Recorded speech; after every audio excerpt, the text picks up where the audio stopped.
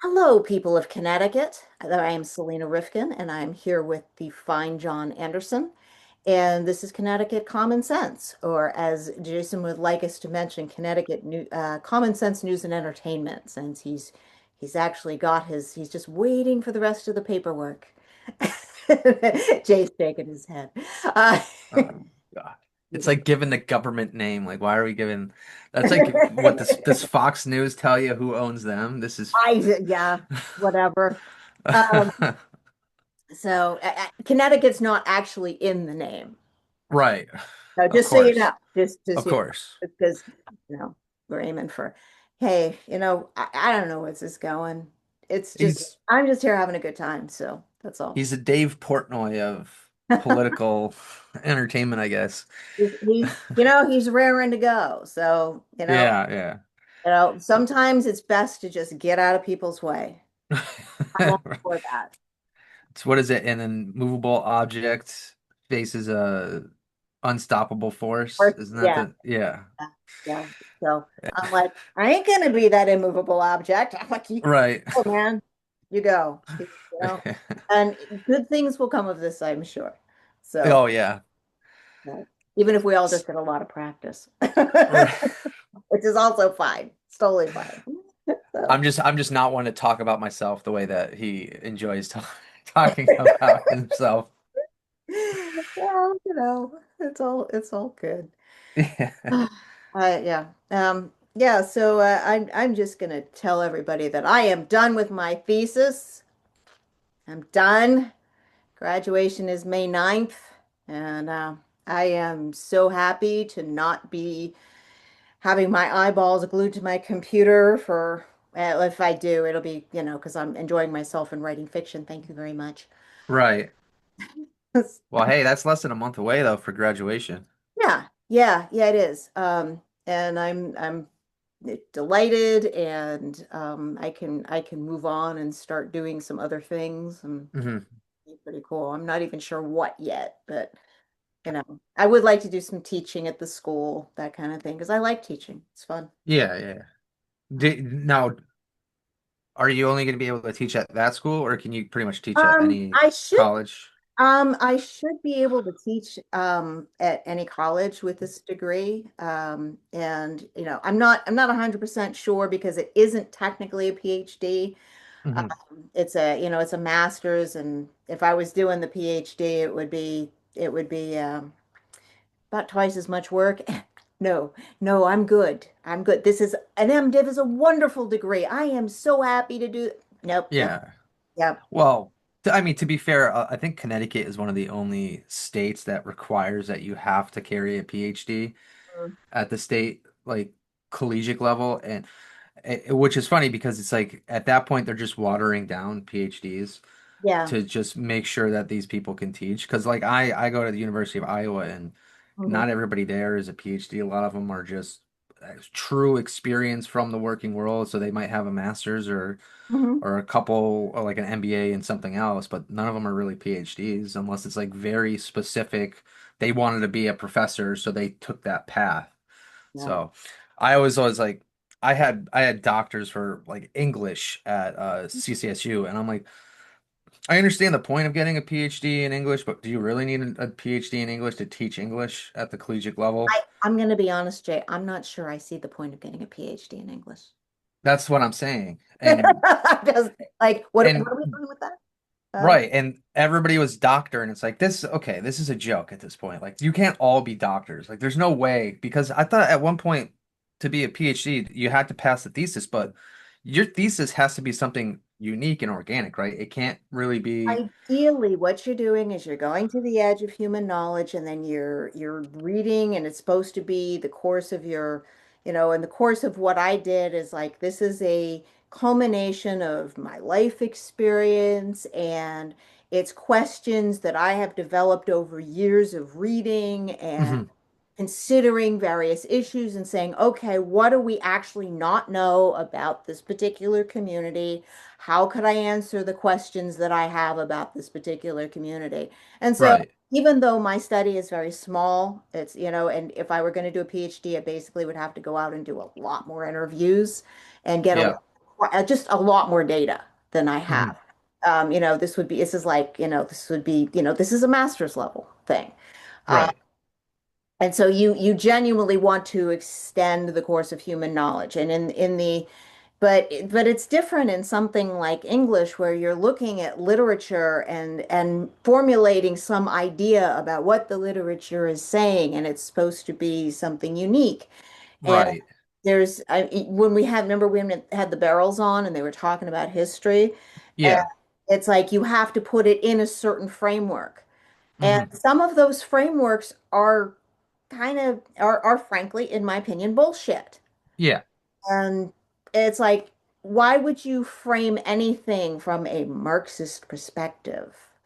And it's like, okay, why is this even valid? Why is this Right. valid? And I get it. Okay, so we didn't know, maybe 20 years ago just how, well, you know what, let's go back a little further because Berlin Wall fell kind of knew back then. Yeah. But I mean, there was a point when we didn't know that Marxism was a horrible idea, Hmm. but we know now. So, but obviously, academia is completely dug in. Oh no, this is just the way it is.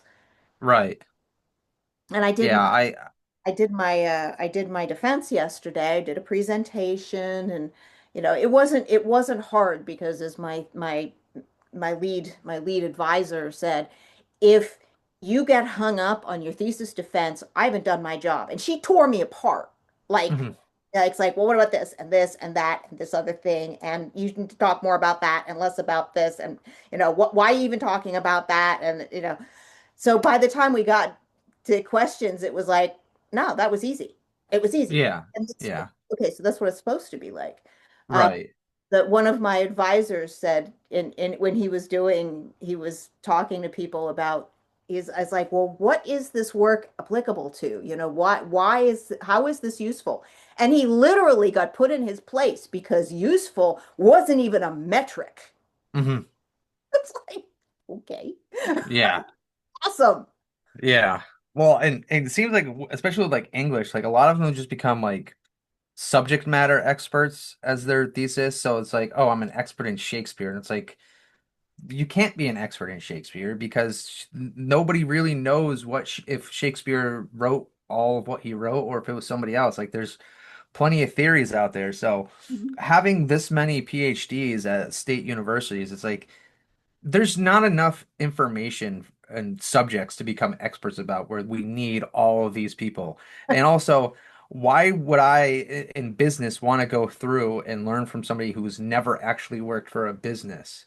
And that's what I always took issue with is a lot of these professors, they were quote unquote consultants, but they were consultants in the same way that the nurse is there when the doctor is giving you a shot, right? Like they're just holding the clipboard and it's more research consulting than anything else. So I always took offense to these professors in the business department that were PhDs and were trying to tell us how to go about business. And it's like, you guys have no idea what you're talking about. You're going against everything that I know about working for a Personally, corporation. So I was like, at that point, like, I don't want to say I was arrogant, but I think I was like, I'm not I'm not getting any the use word out of this. Yeah, I just wasn't getting any use out of my education at Central. So I was like, I'm done. I'm just gonna go work and figure it out on my own. And then I finally went back and now I'm getting my MBA and it's like, yeah, this is pretty much what I thought it was gonna be. It's completely different than what I went through at CCSU, and it's because all these people are coming from the corporate world and imparting their knowledge onto us. but you're not going to school in Connecticut, so Right, exactly. a different option. Yeah. Well, and they're at the Iowa MBA is number 11 in the country for public schools, and UConn is like number 32. So I Oh, well, definitely picked yeah, I definitely picked the right program. Um, and it's always funny. I don't know how those rankings work, but I was like, when I started there was number 22, now they're number 11. It's like, well, next year they might be number one. So who knows how any of have that to do works. with, when people leave the program, are they getting employment, that kind of thing? Yeah, yeah. Hired, and that would be a very reasonable metric. Yeah, that is one of the metrics, and it's also how much they make once they get their MBA, the level of promotion they get, how good the brand is, and there's like a list of the top 500 schools globally, UConn was like 114 or something like that, and then Iowa was like 117. So they were pretty close on a global scale. And how that's measured is it's just through global impact. So like brand is huge, right? Like if you go to like an Ivy League school, yeah, you're a feeder, right? You're taking over, you're working at one of the huge consulting firms like Deloitte or Bain or McKinsey, and then you do your 3 years there, and then you're going and become a CEO somewhere. But that's going through the Ivy League schools. For the public schools, they have to do so much more to prove that their education is a foundational piece. So with Iowa, they are very well known for their business analytics and Mhm. their leadership. And they're also one of the first schools to offer a concentration in AI, which is why I'm there, because AI and technology management is one of my certificates. Mhm. So their global impact is rising. UConn's is faltering. But what we're going to start to see is like a school like Michigan is like the number one rated public school. Mhm. There, we're going to start to see more public schools get to that level where they're above Ivy League schools. And right now, Cambridge is ahead of any of the, is it Cambridge or Oxford? Oxford and Cambridge are two public schools out of Britain. England, and they're both top four in the world. Mhm. So we've already got the number one school, Oxford, being a public school, and it's better than Harvard, Yale, anywhere else, right? But So I also know that their teaching model is quite a bit different at in Oxford, at Oxford and Cambridge, that their whole teaching model is different than in the and how so? um that they take small groups of students and put them together. It's less about like the big, I'm sure they're doing online stuff too. Yeah. They're taking small groups of students, they put them together. They have like a faculty person that works with them all the time. So they're more like it's less about like semesters, and it's like the model is very different. And it's interesting, and I kind of, I like what they do, that I like how they do that. It is Mhm. interesting though that, education is one of the United States' biggest exports. Right. Yeah. Yeah, and what you're talking about, I mean, there's public schools over here that have started to copy that model, and that's why I was like, I want you to say that so then I can say, University of Indiana, their MBA program, which is a very, very good program, one of the top probably five in the country. They do a lot more similar stuff to what Oxford does, which is it's more group focused, and then it's not so much semesters, it's like year one, year two, etc. It's not like, hey, you're going to take all these classes. It's like you're working in these small groups together. And then Yale, they collaborate and they have what's called study groups. And people are like, well, yeah, I know what a study group is, but that's not what a study group is to Yale. A study group to Yale is you're with these people your entire time at Yale in the same group because you're going through the same classes together. So you're working with each other. It's a great way to have that permanent network. So when you go out into the real world, Sure. you have connects at all these other places. And Iowa has kind of been a hybrid for me where a lot of it is that collaborative group work, and then some of it is more individual because you can't really do a group for like statistics, right? Like, how are you going to do a group project for statistics? It's like there's only so many equations that you can divvy up. So, uh, I've found it interesting because I didn't realize that the program was going to be so group heavy.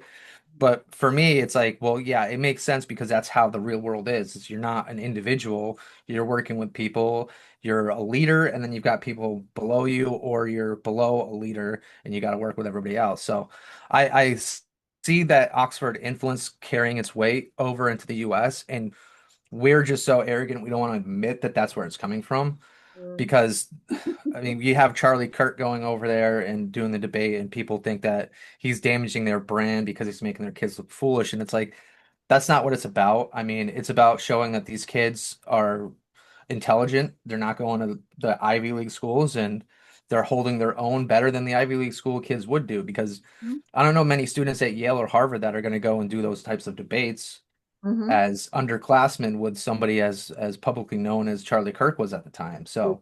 Who had a ton of experience debating. I mean, he'd been doing it for how long at that point? Right, right. And it seems like a lot of those Ivy League kids, they kind of know each other from boarding school anyway. So they're like I they're all like their families are all intertwined and their legacy is there and like most of them have their name on the building at some point, right? And I'm not trying to diminish the people that aren't like that at those schools, but I'm saying the bulk of those students are legacy students. They are coming from families that have gone there and seeing what Oxford and Cambridge have done is they've reversed that and said, well, let's only go after these kids because they're coming from different backgrounds, and let's see how we can give them the Ivy League school experience. And to me, that's what I think is translating, where their model has proven like you don't need to come from wealth. Like brilliance can come from anywhere, and we need to start treating people that they are brilliant, not treating people that they are ill-equipped to do something just because they've never experienced it. Because to me, it's like these schools have these brands that they want to keep, and Harvard has that brand where you got to be the top of your class. You got to be involved in all these extracurriculars. It's like, why? How does that prove that somebody is more capable than another person? Oh, is it because of their network from what they've met, and you care more about their network than you do about the type of person they are and what they can accomplish post graduation? Because that's what Ivy League schools have become in America, which is why MIT, Michigan, UNC, uh, the Cal system. They got what 6 schools out in Pepperdine, Fulton, UCLA, Irvine, and a couple others. They're all much higher ranked now on the national scale, and they're competing with those Ivy League schools. So we're seeing that flip. And I think it's because like you're able to go and do your thesis in a divinity course, right? But before you would have to go to an Ivy League school to do that. Now it's become more accessible to people, and now you're seeing as people are choosing what school they go to, these schools are expanding their programs and allowing kids to foster the collaboration that it takes to become small, what is it? Small, God, I can't think of it. It's small matter experts in a lot of these fields. And that's where like Connecticut used to be great for education, and I'm gonna constantly talk shit about the state because it's gone downhill. The public schools are not what they used to be. That's why we've talked about homeschooling, Yep. and the issues with them trying to stifle homeschooling. It's because they're so scared that they're losing their grasp on society. And it's really you guys lost your grasp when you started giving everybody a doctorate or a master's Yeah. without actually having the Even graduating kids out of high school that couldn't read. right. That lawsuit, I think it was just the beginning of last year. Young, The Hartford public girl that went to UConn. Yeah. yeah, yeah, came out basically illiterate and Yeah. graduated. Wasn't she considered the valedictorian or something? Oh, I don't know. That wouldn't surprise me though. Yeah, yeah, it's like there is no world in which that is okay. That Right. it's like you can't just pat people on the head so that you look good. It's like there's a Hmm. job that's involved in this teaching thing. And Yeah. and honestly, I would like to see I wish that Connecticut would, give it up and say yes, we'll go with the whole school choice thing because Yeah. there's so many different ways to educate kids that would still leave parents with the option of both parents working because right now you can't just flip a switch and say, okay, Hmm. everybody's going to homeschool. Families can't afford to do that. But Right. we had some different options. Oh, if you could do a voucher and you could send your kid to a pod school. Hmm. Those are usually smaller situations where you have it might be a larger school, but it can be, people can have 4 or 5 kids. Some teacher who really likes teaching but are really sick of working in the schools could start a school in their living room. Oh, Yeah. how cool would that be? Yeah. Get there and Well, maybe they'll get a much better education. The teacher is actually getting paid well, and mhm. you can still go to work. How cool is that? Right. Yeah, and my nephew is he's currently a student in Southington and he's been trying to get into the technical school down there. And there's a waiting list and it's a lottery system. And it's like, well, what does it tell you that the technical schools are so at capacity I that don't they know. can't even let kids in? Oh, And these high schools, these normal high schools, are losing students yeah. to private school or to homeschool Or or to to these tech. technical Yeah. schools. And we could use some more tech schools. I mean, it's interesting because Yeah, my stepson went to tech school and yeah, he did not have any trouble. He didn't have to wait to get in. This was, this is quite a while ago now. right. But he's done great for himself. He works for Electric Boat. He's like about as high as he can be in the union. Um, Hmm. he's doing fantastic. He bought his own house at 25. Yeah. I mean, it's a Well, fixer and upper, serious fixer upper, but it's his it, project. He loves it. So, well, it's always funny though because like I remember growing up, it was always like, oh, if you don't do this, you're gonna go to tech school. And now it's like oh, it used to be the oh, slur, right? Or it used to be derogatory. Now it's like, oh, you should go to tech school. yeah. You should definitely Oh, go to wow. tech school. There you go. Yeah. So what once was made fun of is now the new, oh, well, maybe we shouldn't have been making fun of it and we should have been expanding the programs. Mhm. But yeah, I mean, I hate talking about education like in terms of this level of depth normally, but I think it's important because you just got your thesis, you just defended it, you're graduating next month. I'm graduating in December, Mhm. and I feel like I've learned more from a non-public school in Connecticut than I have from a public school at any point in Connecticut. Mhm. I went to Southern New Hampshire for to finish up my undergraduate after I left CCSU, and now I'm at Iowa. And I feel like I have learned more from those two schools than I ever learned in terms of usefulness and education out of Connecticut, whether it was grade school or the first couple of years of college. Jay, honestly, I think that's it mostly about our public school system. I went to Yeah, from high school. I went to, at the time, it was the fourth best high school in the country, academically. And it was almost entirely, it's like there were a few kids that went to the tech school, and I actually went to the tech school for a little while mhm. because I was high IQ. And they were like, "Oh, you're good at math. You should go play with the computer." So I'm like, "What's a computer?" Yeah, Because it was that far back. yeah, yeah. And it's like we did punch cards.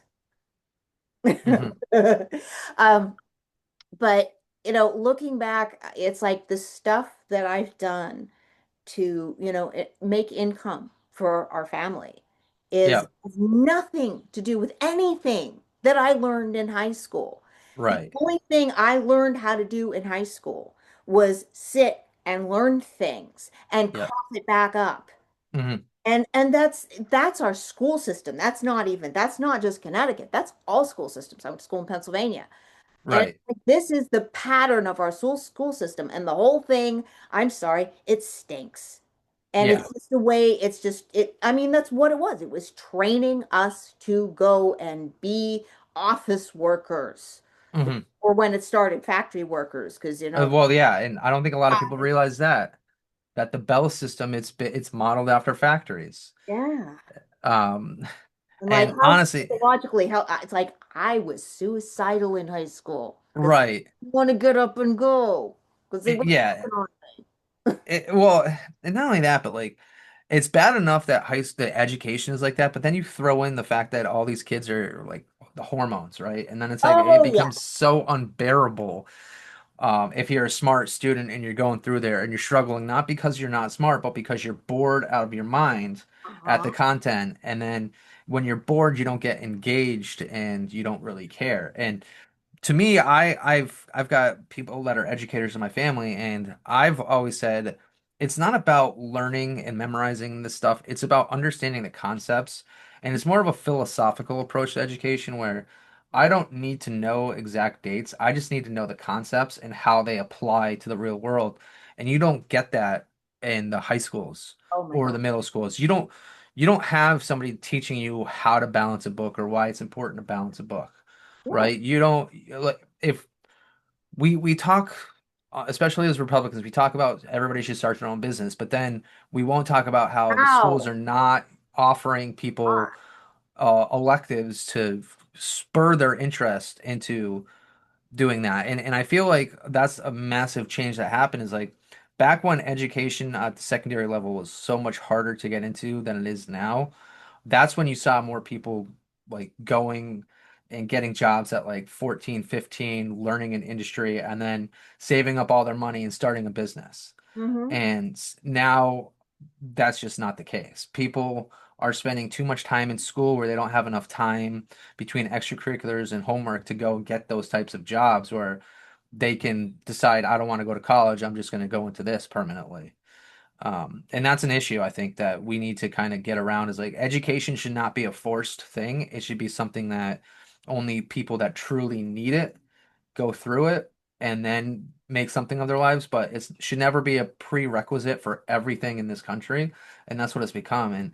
And as much as like I'm getting my MBA, I know there's only about 25,000 people in MBA in Connecticut, but there's a lot more people that have master's degrees.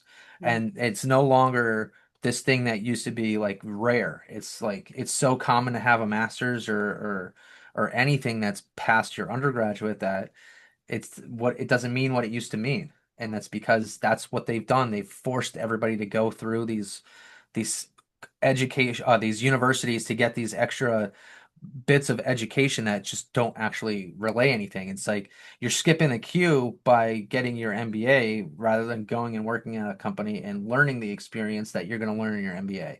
Hmm. So changing this stuff around at the level that I'm at is like it makes so much more sense because they already know that we know everything. It's not about teaching us what we already know. It's about teaching us So most of your how fellows we could are people right. that It's already. about teaching us how we can harness what we know and apply it to actual real life decisions that you might not come across at your level in a company. And that's what school should be is you know this, let's apply it. How do we collaborate on all of our experiences and come up with a solution to push us to the next level?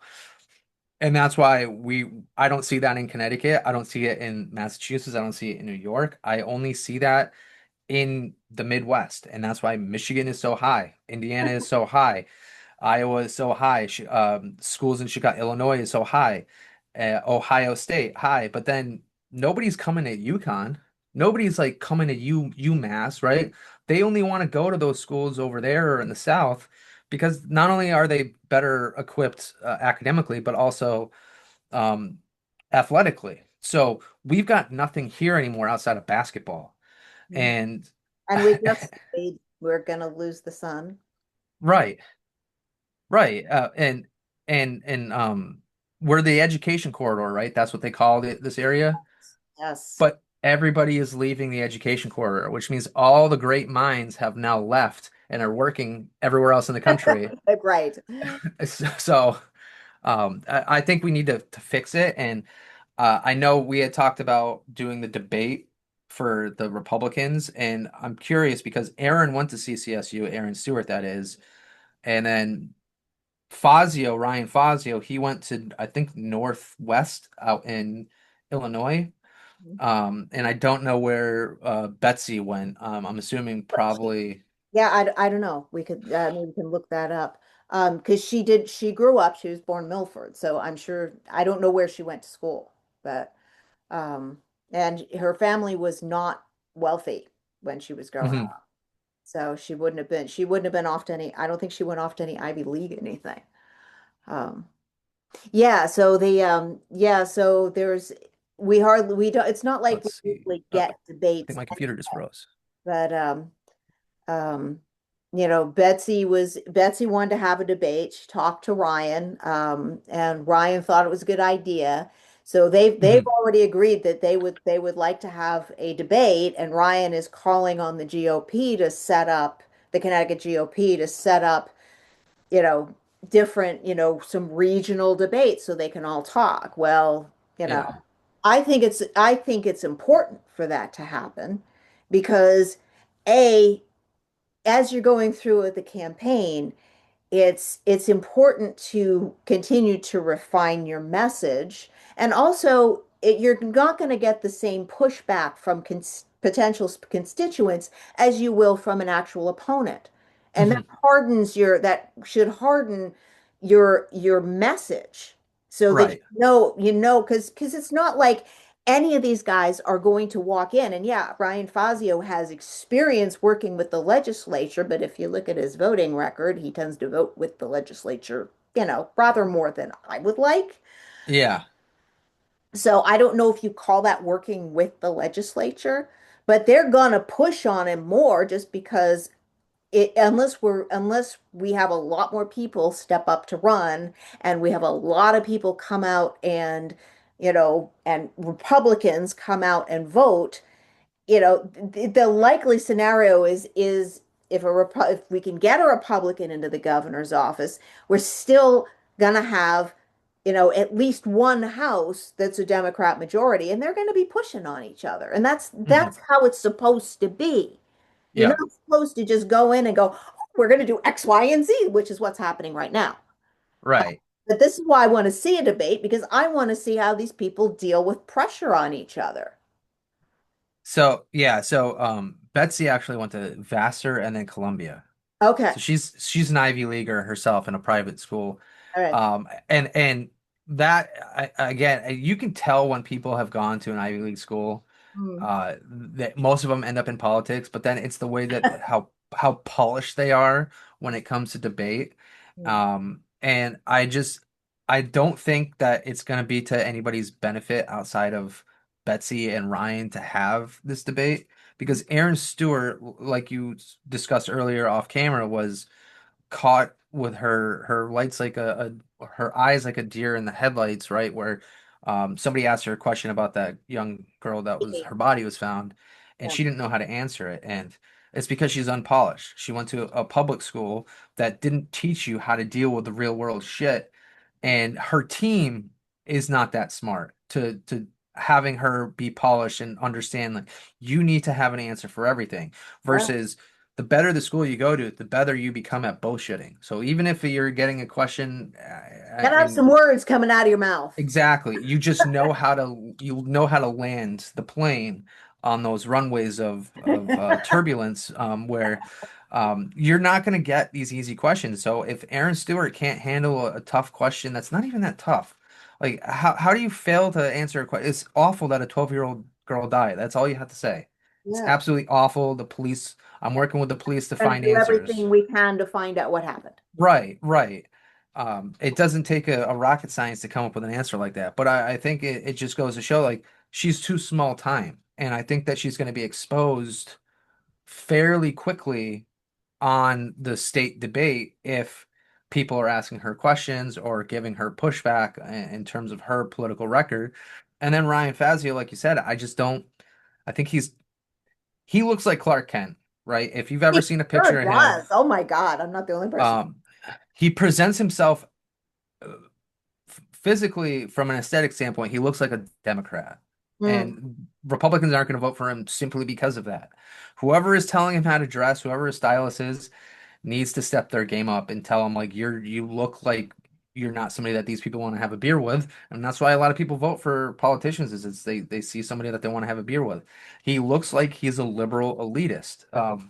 And he seems to vote along party lines with the Democrats more often than not. And he says that, oh, I'm going across the aisle and it's like you're kowtowing to the people in charge because you don't want to like get exposed, right? And he's not very like Aaron and him are not very old. Like Aaron, I think is under 40 and he's under 40 as well. I think he's younger than me. And then you have Betsy, who's Ivy League pedigree, coming from being lieutenant governor in New York. I don't think either of the three are good options for the state of Connecticut, to be honest. But we have nobody else, and And the problem, at least we've got multiple options.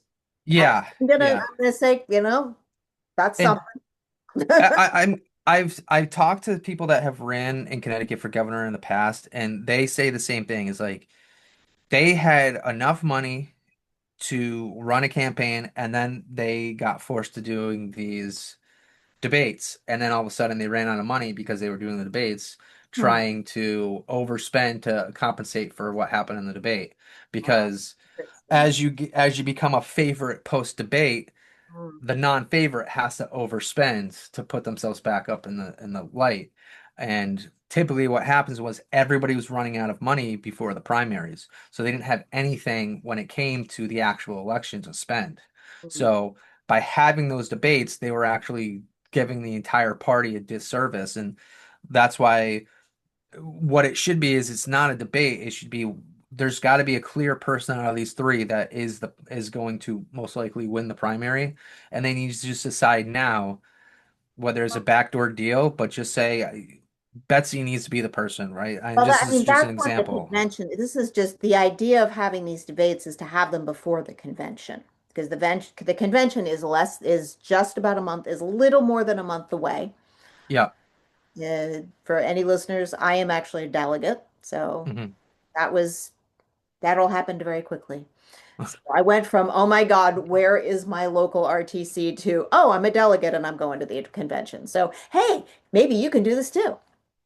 Well, so I guess I kind of wish like at this convention, I wish it's like the precursor to getting the nomination was you have to do a debate at the convention in front of all the delegates, and I then the mean, that would, delegates this yeah, I mean, that would make thing would be ideal. yeah. But apparently they don't do it. They don't set that up. I mean, maybe they still could, but there's probably already an agenda. Hmm. They get it. The different people get to come around and talk to you. That's Yeah. supposed to actually happen. That we're supposed to sit and listen to people talk, and this is my first time doing this, so Oh, we're gonna find out. that's what I always hated about politics. It's like what it's always talking. It's always like, well, let's who can spin the answer the best. And it's like that's such bullshit because we're putting the wrong people in power if we're just going to listen to these people and know that they can lie to our face and we believe Well, the lies. that's Like, why I want them. That's why I want them to talk to each other and yeah, meet each other. And it's like, and I don't want to see that necessarily. I don't really want to have I don't really want to see necessarily see a primary challenge. right. I would like for us to pick delegates at the convention and have that be that.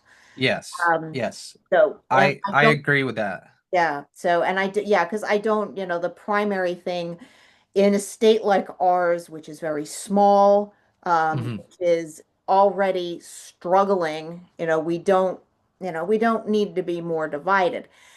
But I want them before the convention, I want them to come at each other a little bit so we can see what we're dealing with. Because if you Yeah. people are who they are under pressure. Yeah. I want to see some pressure. And I'll tell you what, Trump spoiled me because I didn't vote. I'm a first-time Trump voter. I did Hmm. not vote for him the last two times. I was first time was the Libertarian Party. I was voting Libertarian on his first election. Uh, Yeah. I think I even did that in 2020. And I was like, it was like, I don't know. I mean, it was like he did a pretty good job, but I wasn't that excited about it. But Yeah. now I'm spoiled because the man got shot and stood up and, pumped his fist in the air. So Right. I was Right. like, okay, so who are you? Now we know Yeah. who he is under pressure. Who are you? Right. Right. I want to see. Well, I want to see. I have no plans on shooting at anybody. It's really important for people to know that. Uh, yeah. but how you respond under pressure is who you are. Yeah. And I think you bring up a good point though, is like I think the biggest issue that's wrong with politics is the people that are getting through to be the primary for the parties are doing it because of whose asses they kiss the most and who backed them up. And I think we need to get rid of that. And I think it needs to be no politician that's going to try to be the nomination should be allowed to talk to any of the delegates or anybody until after it's been voted on who the nominee is going to be. Because I don't want anybody that's like you or anybody else that's a delegate to get swayed just because they talk to you and you like them as a person, right? Because it should be the content of what they're saying and if it's believable, not, oh, I shook his hand, he seemed like a really nice guy, and I just gave him my No, vote because of that's that. that's ideal, Jay, but the reality is that no human brain actually works that way. Some people are more rational, Hmm. but even people who are super rational, and there's studies around this, Yeah.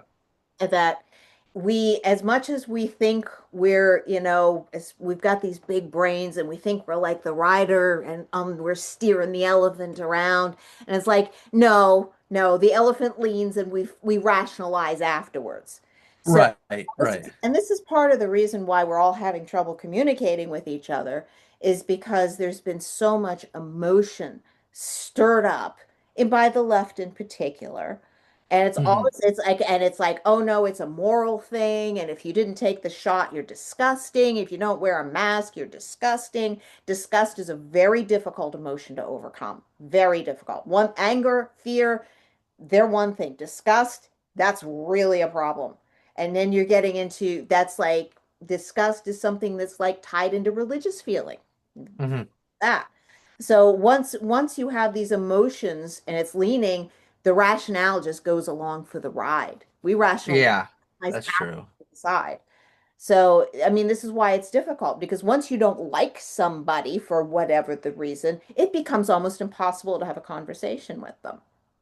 Yeah, and I guess I see where you're coming from too, because like the way I think about Republicans versus Democrats is Republicans seem to question a lot more than Democrats do, and Democrats seem to like accept everything as face value about the other party and just be like, see, this is why we told you not to vote for him. We knew this was going to happen. Or they look for every reason to prove that they were right and they prove their bias.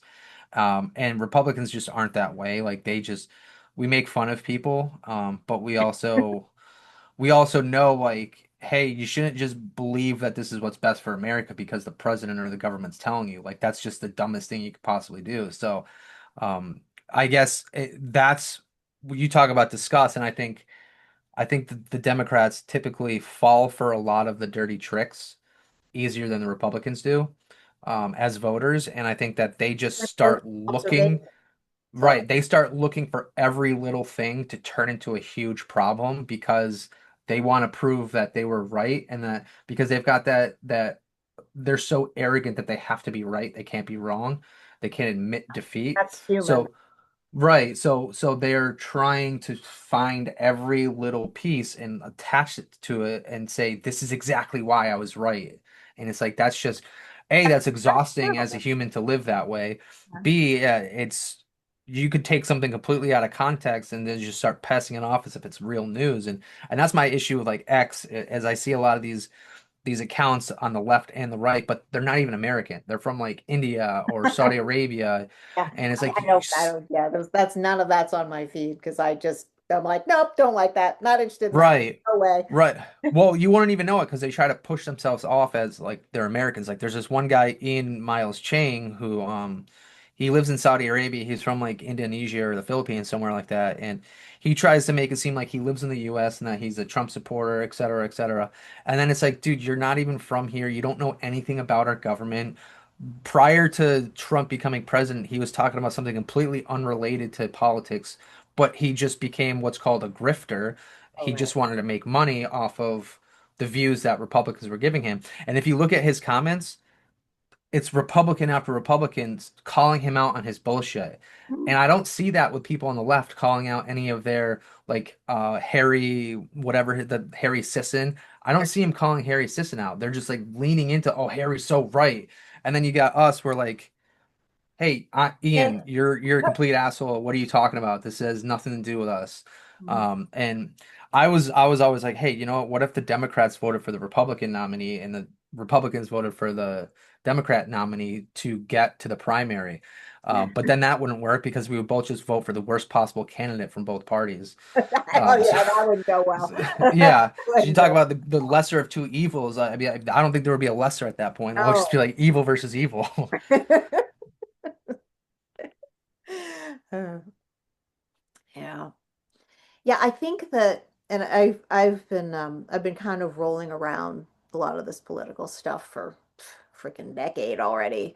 Um, and one of the things I've noticed from, for example, because I was raised feminist, I was raised an environmentalist, and both of these things, my mom was a Democrat, so I was a Democrat. The environment matters. The environment still matters to me. It's just that the policies that the government says are environmental aren't. So Right, I'm an actual environmentalist. I want to do things that work. That's right. what matters. And it frustrates me that I see, I mean, and that's what really got me away from the left and more towards the center was seeing in particular the environmental policies that were total failures. And this was even before the whole climate change thing. And Yep. it's like I was like, oh, windmills are great and solar power is great and we should have more of that. I didn't know squat about energy density. And Hmm. it's like, oh, that's a relatively new term. Okay. Um, and I was near 3 Mile Island.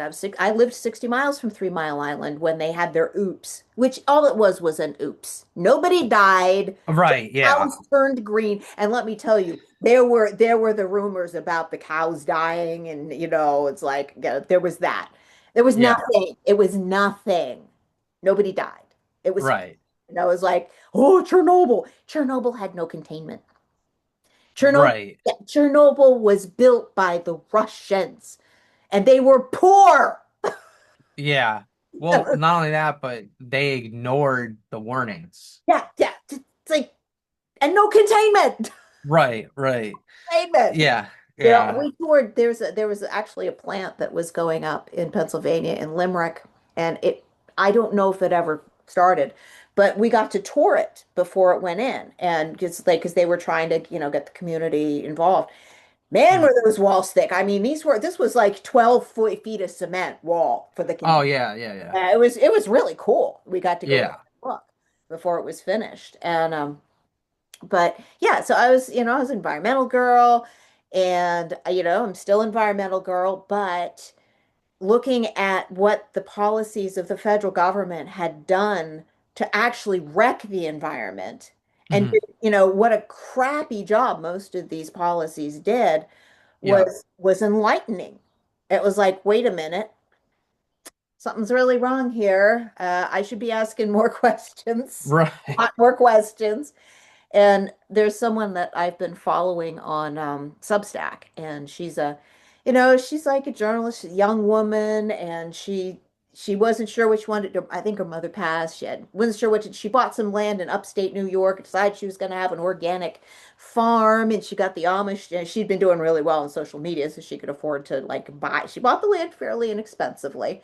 But then she had a barn built. She had the Amish build her a barn, and she started to sell little things, and she just kind of has been documenting her journey. Well, all of a sudden she's realized that fields full of solar panels are really a bad idea.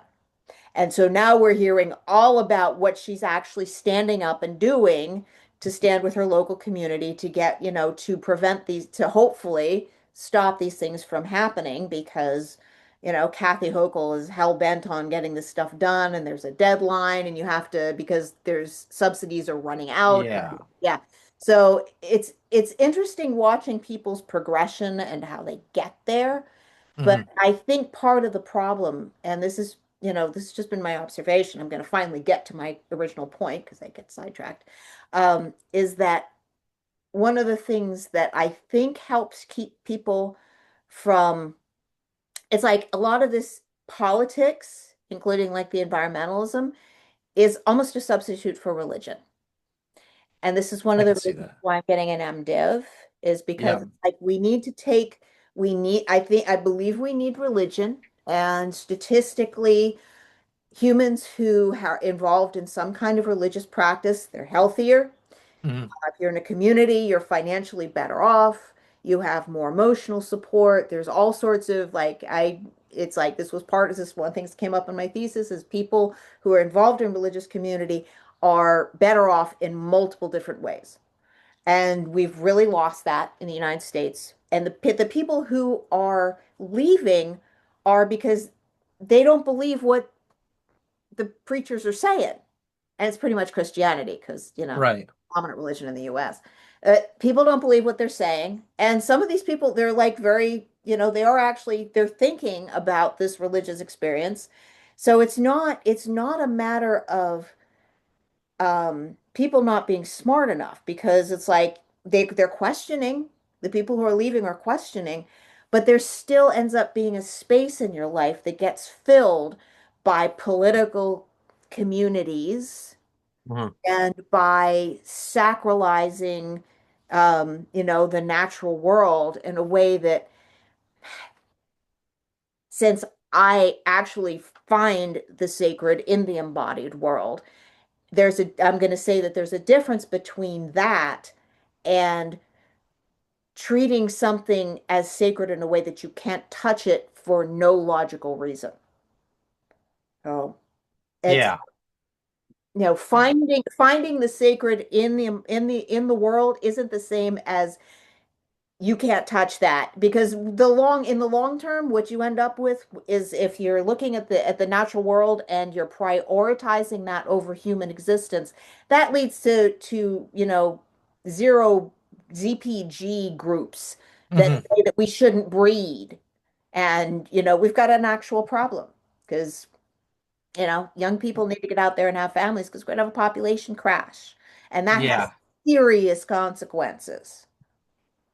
So it's funny though because we've been talking about education so much, and this topic is there's an entire academic wing behind it under sustainability, Mm. where sustainability is about sustaining the planet, businesses, and making sure that we're all going at the correct pace with the correct technology, and we're not killing off planets or jobs just because whatever becomes popular. And AI is the polar opposite of what sustainability is because of the amount of energy it wastes. Yeah, can you Um, explain to me why these data centers need so much water? to cool the computers. Oh, okay. Yeah. I was, it's like the energy I understand, because Yeah. that part I get, but I was like, why is the water so? Okay, thank you. I'm with, Yeah. I like it. Hmm. But I remember I mean, and most sustainability professors are typically liberal anyway, which always cracks me up because when I took sustainability classes, like the professor was basically talking so much shit about solar power and wind as a liberal, because he's like it causes more damage than it does in terms of what it Ah, helps, because the drilling and the carbon deposits that come from drilling and disturbing the earth are way worse than just using gas to power or nuclear to power. So, if sustainability is saying that a lot of the stuff that we're doing is wrong and it's against the planet, then I can't see how anybody can justify pushing this Green New Deal or anything associated with that down our throats, because it's actually worse for the world. Like we complain about the levels of CO2 coming out of China, which is like, okay, that's fine. All they need to do is figure out how to diminish that by using better screens on their factories. Like we have screens here on the smokestack, like that edits a lot of it out and edits, but I think you know what I mean when I say edits, but like it's that the technology can reduce the emissions if we're using it the correct way, but it's not to the point where sustainability wants you to invent new technology that's going to harm everything in its way to get this technology into place. And that's why like there's this huge thing, it's called the triple bottom theory, which is people, planet, profit, which is you're putting if you put the people first, the people can put the planet first, and then the profit will come because of those other two being in place effectively. And that's like a really important thing to understand about sustainability is if you treat people well, people will then turn around and innovate and treat the planet well, and that is going to result in better profits. Not let's just squeeze every nickel out of these people yeah, and yeah, develop this technology and force the technology. Like, why is any technology being forced on us as yeah. consumers or as citizens? Because that's the complete polar opposite of sustainability. Mhm. That's what people need to understand Not is even a free market, because it's right. run through our governments and jammed down our throats. That's Right. And not a free market. It's not and a exact and this is market. this is this is why you talk about religion and how politics is sort of intertwined with religion in that aspect is the left eats up what AOC says. The Mhm. right questions it, but me in the middle, I'm like, you're both idiots because this goes against sustainability. You're on the left saying that, oh, you care about the planet, but this damages the planet far greater than anything else. Mhm. And the right is like, oh, great, we can save money by not having to employ as many people when we have technology like AI to replace them. But in reality, AI sucks and it's causing way more waste than it's giving out. And there was a study by MIT where 95% of businesses that have implemented AI have rolled it back because they haven't even broken even with using it. Wow. And you see all Yeah. these jobs that are getting lost, and the reality is they want to say it's because of AI, but the truth is AI is not that good, and they just overhired, and that's why they're blaming AI for firing these people when in reality they overhired. So we've got two sides that are just completely wrong, and then you've got people that don't know any better that are just picking and choosing what makes sense. And but I can tell you, the Green New Deal makes no sense to either side, and it shouldn't because it does way more harm than it does good. It's going to cost jobs if it's done effectively, and it's going to cost us our planet dying off a lot sooner if we continue to go down that route of drilling for these precious minerals. Hmm. Yeah, So, totally agree. And what I think what really frustrates me about a lot of this is the um yeah, and I get the two side thing, especially because environmentally the the rare earth minerals that get mined, it's like we can't mine them in this country. I mean, mhm, they're trying to set it up now so that we can. And it's like we would do a better job of mining them here because yep, we have more regulations about that. And there's a lot of people, many of them on the left, who would be over there watching and saying, "Don't mess that up." If if they could get past the whole, protesting thing. But there's more likely to be supervision of we shouldn't end up with massive lithium leaching fields. And I think somebody actually just came up with a useful method for recycling that actually isn't horrible. But then mhm, there's the whole like, oh, cobalt mining and the human slavery that's attached to that. So that's yep, like, no, all of these, it's like, love you, Elon, but I'm not buying an electric car. It's not right, happening. And some of that is it's environmental. It's like there's slavery involved. Can I just have my nice gas-powered car that doesn't have a lot of bells and whistles and not a push button start? How about that? right, That would be great. But right, on the other side, and this is something that's bothered me for most of my life, is like, what is our standard? It's all like everything, just like the whole financial thing is like crazy run amok. And it's mhm, like, yes, but what are we valuing here? Is like, are we valuing money over human relationships? Are we valuing money over our spiritual and emotional development? And that's not great either. And it's like, how do we? I think it's about balance. You got to mhm, find a way to balance this stuff, and it yeah, can't just be all about money, which right. sometimes it really looks like that's what it's about. And in Connecticut, it is hard because our cost of living is so ridiculous that everybody's chasing shit like crazy. Mhm. Um, Yeah, yeah. No, and it's funny because Elon Musk wouldn't even be a thing today if Steve Jobs was still alive, because Steve Jobs would have probably bought the technology behind Tesla before Elon got a chance to, which I think is the funniest thing is like we want to prop up Elon, but Elon was just in the right place at the right time and didn't have to worry about Steve Jobs. If he ever had to worry about Steve Jobs, he would be nothing compared to what he is now. A lot of people think he's some genius, and he's not. Like that's the got a work biggest ethic. issue. You got a hell of a Right. Right, right. He's not the one coming up with these ideas. All of his ideas are coming from science fiction movies or technology that we already Yes, have. they are. Yes, Um, they are. Like, so, yeah, so, yeah, it's like the whole like, oh, let's go colonize Mars thing. Again, it's like I'm a total science fiction fan here. yeah, It's like he named his AI Grok. Do you know where that came from? Do you know? no, I'm going to no. tell you. There is a book that was a classic science fiction book by Robert Heinlein. Um, it Okay, it's um, it's called Stranger in a Strange Land. Um, Typical Heinlein. Let's start with the guy was a libertarian, and he influenced a lot of libertarians. So that's very funny because I read a lot of his stuff. So the concept of grok, it was a concept because the main character was born on they went to Mars, was born on Mars, and Yeah. his the astronaut team, I think there was, I can't remember if it's a team of 4 or 6, but basically they all killed each other. And psychological stresses and blah blah blah. And so the Michael Valentine Smith was raised on Mars until he was 20. Free, free. Yeah.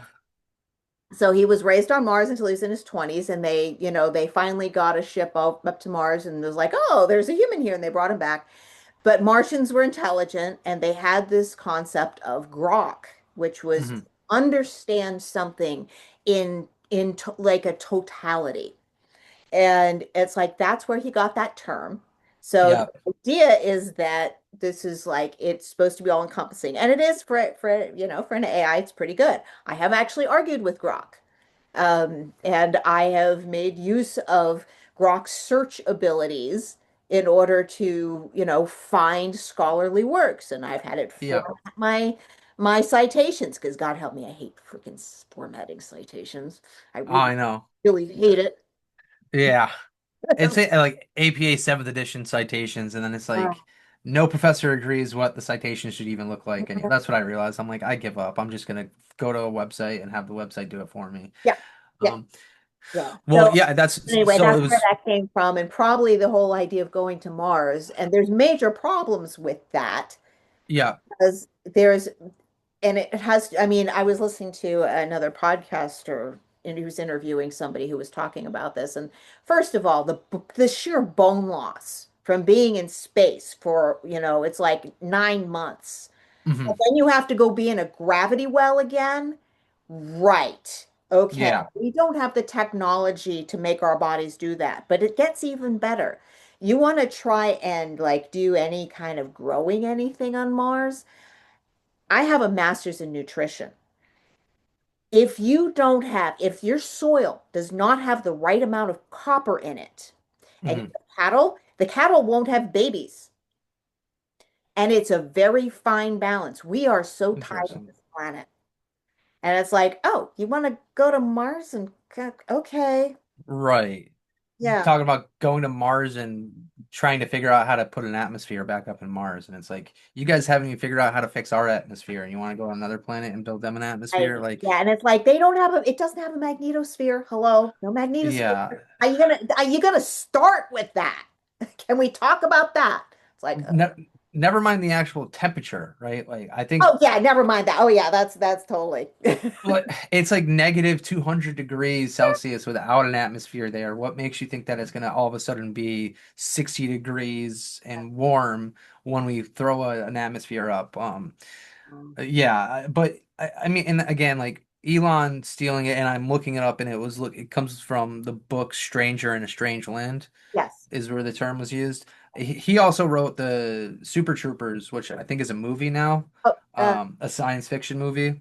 are you Not thinking Super Troopers, Starship Troopers, sorry. Star Super Troopers? Troopers Oh is the yeah, police that one. was a movie a while back, and it was Yeah, Starship Troopers, it was about fighting like bugs that were yeah, aliens or something like yeah. that. Well, the movie was pretty tongue in cheek, which the book was not. So Yeah. kind of they really kind of massacred the book. So Hmm.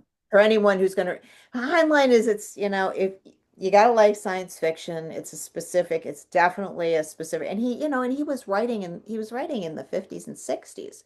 So it's a different, you're gonna get a different cultural view. And so it's not gonna be at everybody's taste for sure. I wonder if he was around Asimov, Isaac Well, they all Asimov. knew each other.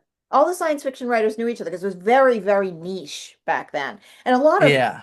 fiction writing still is. Like if you're writing, if you're writing fantasy, especially, like, romance writers and you're doing any kind of circuit, you end up knowing each other. It's not Oh, writing is so writing a novel is really hard.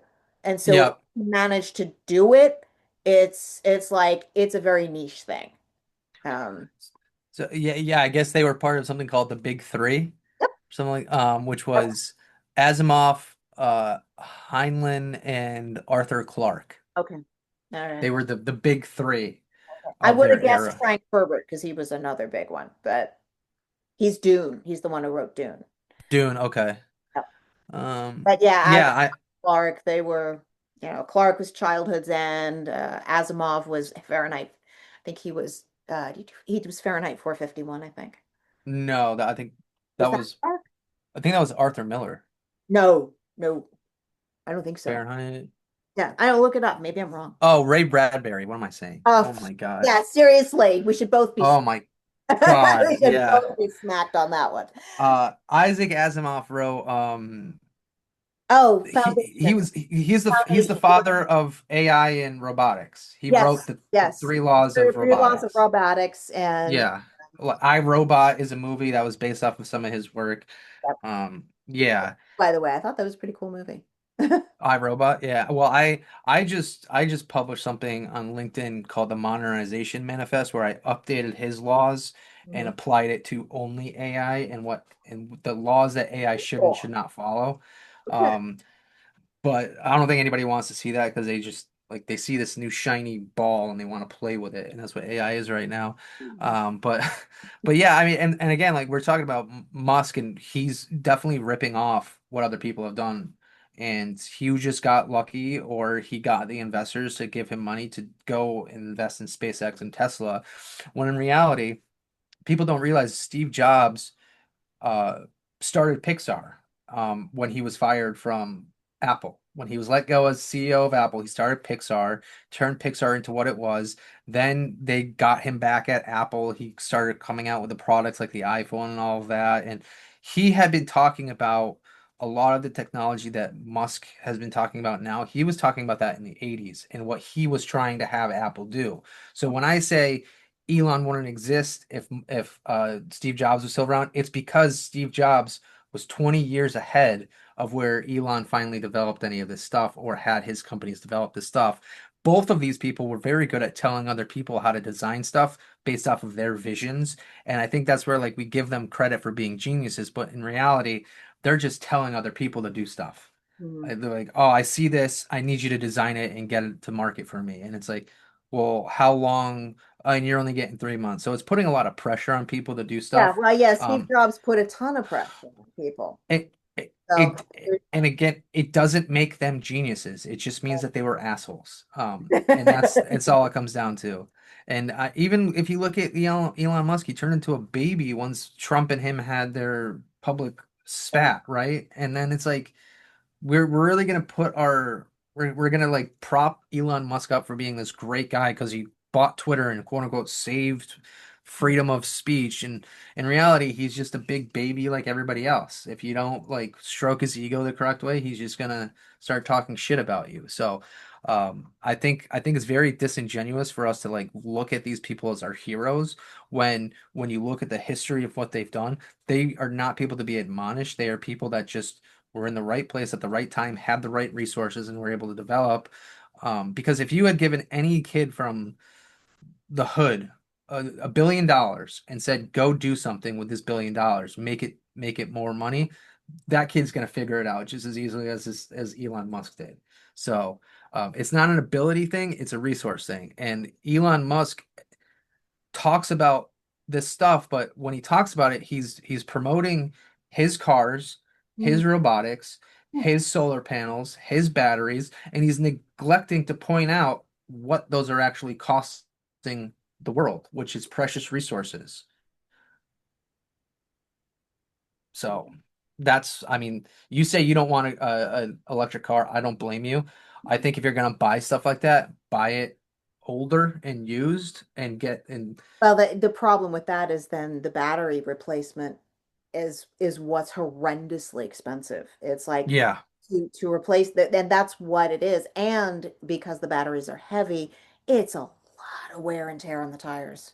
That is you're replacing tires a lot more with an electric car than you're going to, otherwise. And come on, electric cars in Connecticut, where we already have, like, in all of New England and New York, there are not enough power plants to meet demand, which Right. if there were, our electric rates wouldn't be insane. And that's without the public benefits charge. Public benefits. Right. Yeah. So, oh yeah, I feel Yeah. very benefited by this. I believe I am a member of the public. Last time Yeah. I'm Yeah. Well, and it's feeling funny benefited here.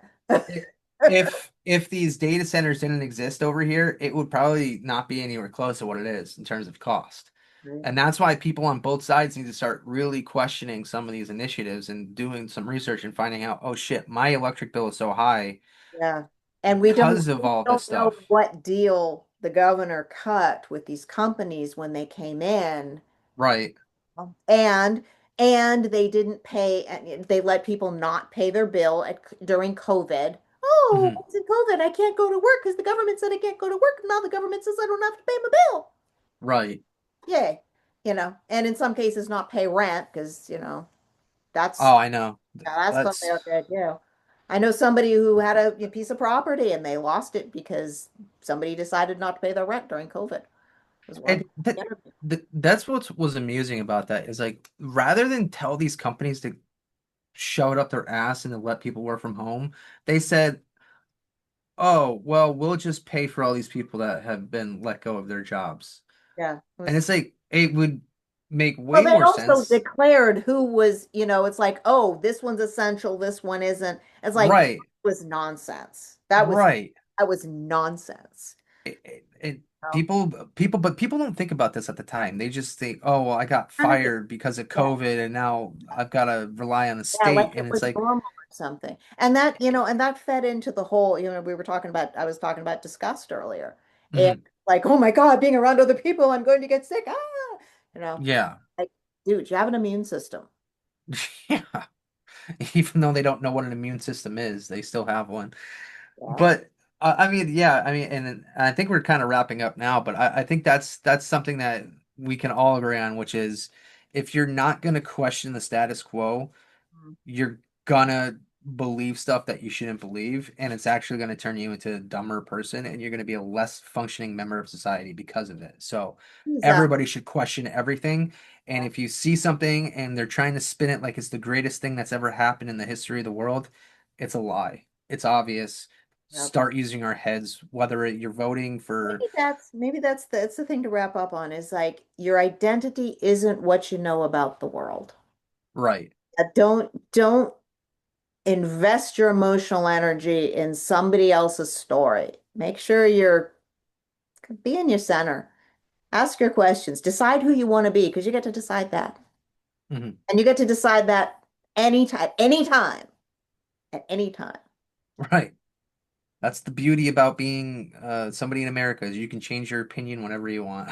Yep. And I promise no one on the right is going to look at you and go, "Oh, we're going to be like, hey, you're seeing things. We love you. Right. Come and hang with us." Right, exactly. That's right. Exactly. I don't know anybody who's like, I don't know anybody who's like mocked somebody on the left who's decided that they are seeing what's going on. Yeah. We might We're very more quietly in our tolerant. heads go, gosh, I wish you decided that sooner, but you're here, so we're happy now. Exactly. Exactly. All Well, right. I think we're there, yeah. I'm there. Yeah, that was pretty good. I think we actually went a lot longer than we thought we were gonna. So Yeah. yeah, this is what Considering happens. we didn't know what to talk about before we And went into we were this. like walked in here, it was like, oh, right, okay. But we're both like doing the school thing, so no thought process outside of, what's on And the screen. So. that's why we talked about school for so long. That is exactly why we talk for Skunk about school a lot. So everybody, I'll see you guys on Thursday, and we'll see. Oh, Jay, we have a guest for next week. Um, Okay. we're gonna have somebody who is running for the 72nd Mhm. district in for the state legislature. Okay. It's in Waterbury, and she's really cool, and she's been on this show before. So that should be fun. And so we've got her next week, and that should be fun. So, Awesome. right. You'll have to send me the information so I can kind of look her Yeah, up and no, get she's some good questions to ask her. yeah, she's I said that she's I don't know what else what exactly. I have some idea what she's going to cover because I already interviewed her for something else. So Hmm. I've got at least part of an idea, but she's great. Okay. You'll like her and it'll be fun. So Perfect. so Works for me. God bless Connecticut, and We will see you soon. Sounds good.